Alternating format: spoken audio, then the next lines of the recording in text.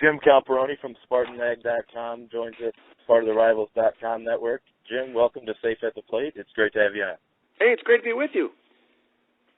Last game of the regular season for Michigan State basketball against Ohio State Saturday. What did you see from the Spartans in that game closing out the season? You know, I covered the game as I've done over there for about 20 years, 25 years.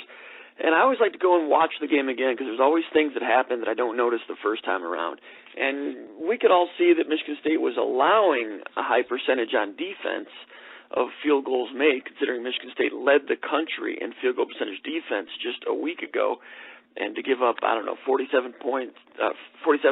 Ohio State, and they did not play well on defense against Rutgers. Even though Michigan State's won these games by double figures easily, there's been some defensive lapses, a little bit of casualness, maybe lack of focus that bothered Izzo, and he spoke about that today at the press conference in East Lansing, that the hot shooting is wonderful and they're happy about that, but they don't want to get to where they're relying on being hot shooting every single game.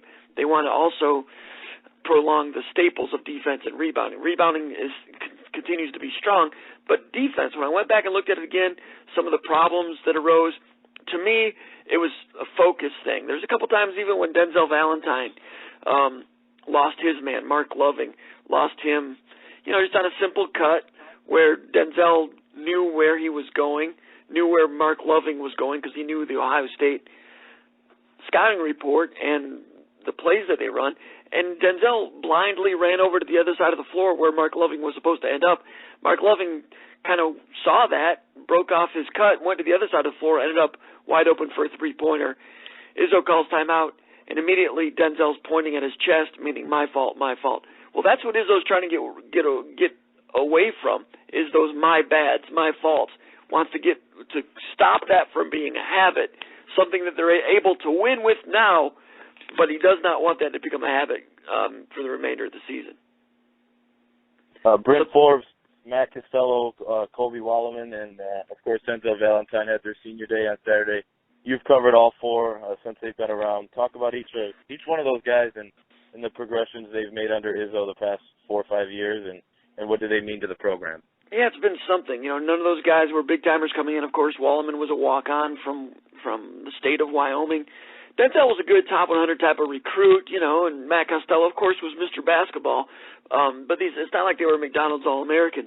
And, Costello, there's been such a gradual development. Sophomore year looked like he was okay. Junior year, just kind of an okay player. Did not start last year. Came off the bench last year behind Gavin Schilling, even though they split minutes pretty much 50-50.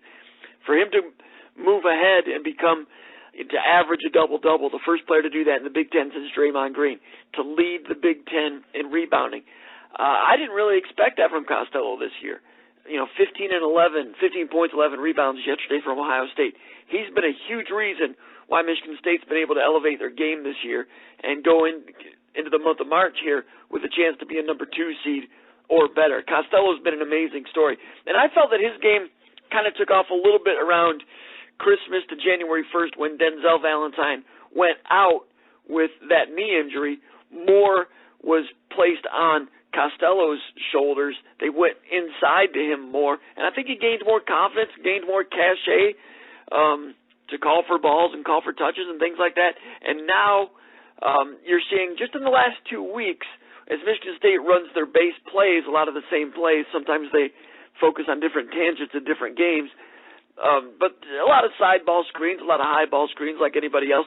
But they're throwing to the roll man more often, screen roll, the guy doing the rolling. Matt Costello is getting more passes thrown his way, doing a real good job catching it, scoring it. The other thing is, big guys a lot of times play a lot to conserve their energy. Costello is a guy that it doesn't look like he's trying to conserve his energy. He's kind of a spaz guy. He's an energy guy as a big man, which is kind of rare.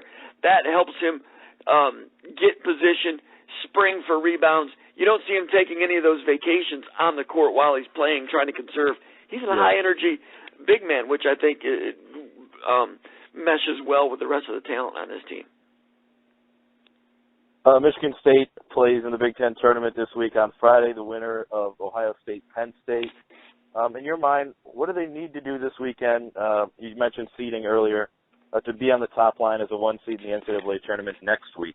Yeah, if they get to the title game, that might be enough, depending on how some of the other potential number 1 seeds do. I mean, I imagine only one ACC team can be a number 1 seed.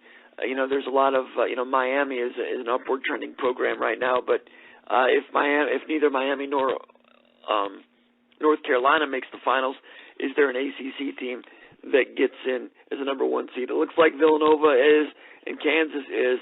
There's Xavier there's different opinions on Xavier, but I think the Big Ten is going to have a number 1 seed. But now that I say that, if Michigan State loses early in this thing, they probably won't. So I guess I'm forget what I said a second ago about saying that I think the Big Ten will have one. I think Michigan State's going to do enough this weekend to get a number 1 seed. Let's put it that way. But Izzo was talking about it today. They have to play Ohio State or Penn State. They're in the quarterfinals, and he's talking about Penn State. They have upsets over Maryland, and I think they upset Indiana also. Ohio State's got 21 wins. Izzo said today, he says, we could win the Big Ten tournament or we could lose in the first game.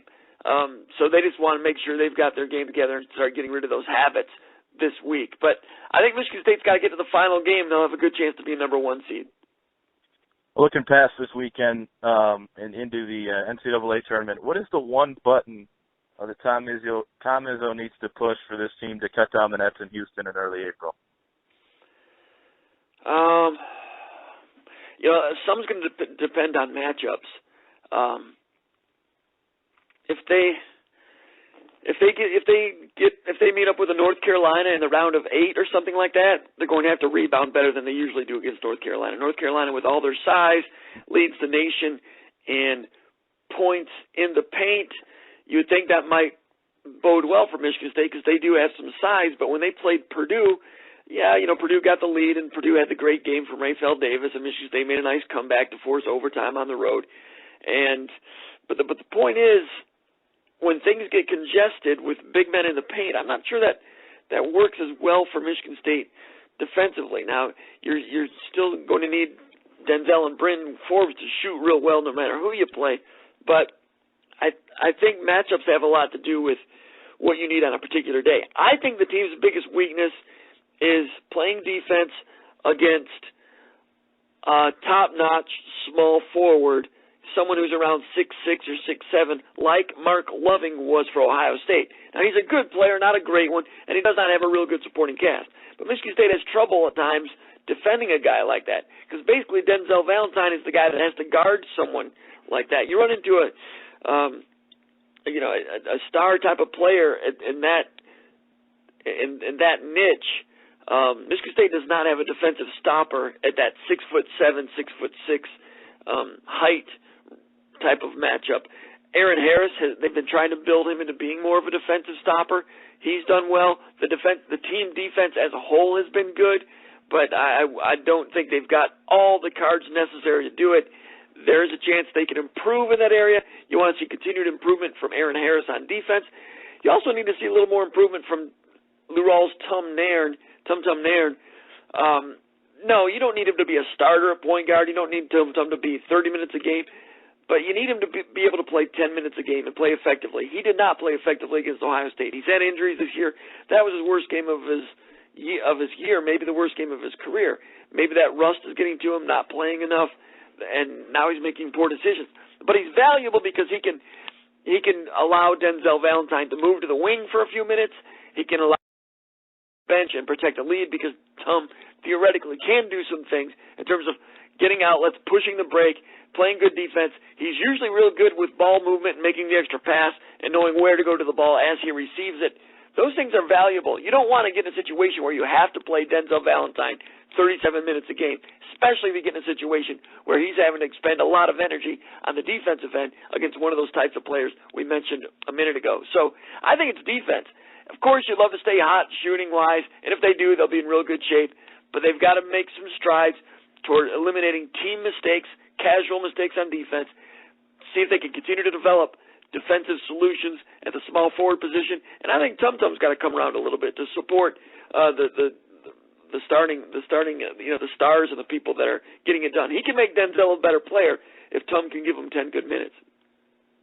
Jim Comparoni from SpartanMag.com joins us here on Sayf At The Plate. Good stuff for Michigan State hoops. I'd like to give you some time right now to tell the listeners what Rivals and Spartan Mag is, what it's all about, and the role you guys play in covering Michigan State football, basketball, recruiting, and everything like that.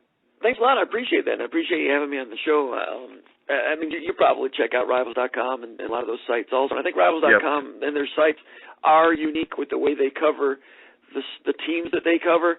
Rivals.com has, 100, 120 different sites. Michigan State has a site called SpartanMag.com, which is part of the Rivals.com network. It is a premium website. There is free material there, free content at SpartanMag.com, but a lot of it is premium access, including the message board. And just every minute of the day we're on that message board posting whatever's going on with Michigan State, commenting on the daily narrative at the Underground Bunker message board. In addition to that, I've had about, 50,000 posts on there in the last 12, 15 years. I don't know how long it's been or what the number is now. But recruiting coverage, we try to cover things that are out coverage for the real diehard Michigan State fans. So recruiting coverage and conversation. In terms of the teams, football and basketball, we stress analysis, trying to provide analysis that the mainstream media does not provide. So that's at SpartanMag.com. Go to Rivals.com, look for the Michigan State site. You'll find it there. Awesome. And one final question for Spartan football, switching gears for a second. Your way too early prediction of the starting quarterback not controversy, but battle to replace Connor Cooks? Yeah, I think it's Tyler O'Connor over Damian Terry. I think Damian Terry will get time, but I think when Michigan State played against Maryland, when Connor Cook was injured, I thought it was telling that they went with O'Connor more so than Damian Terry, and O'Connor played well. Then a week later at Ohio State, they went with O'Connor more so than Terry. If O'Connor had faltered either of those times, Terry would have moved in there. So O'Connor still has to prove it in September, but the guy showed something to me in the Ohio State game about how calm he was. Calm. I mean, he came to the line of scrimmage at the horseshoe with all that pressure in the rain, bad conditions for an offense, and he came to the line smiling a couple of times. And I asked him about that, and he said he didn't even realize he was doing that.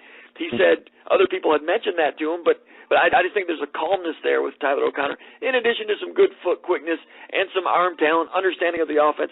Plus, he gives you a little bit of a nifty ability to play some zone read option, which I think they will do more this year, partly because they feel like they've got a luxury of some depth at that position. But I think it's going to be Tyler O'Connor. But Terry's going to get in there and do some things also. All right, Jim Comparoni from SpartanMag.com. He joins us here. Thank you so much for joining us.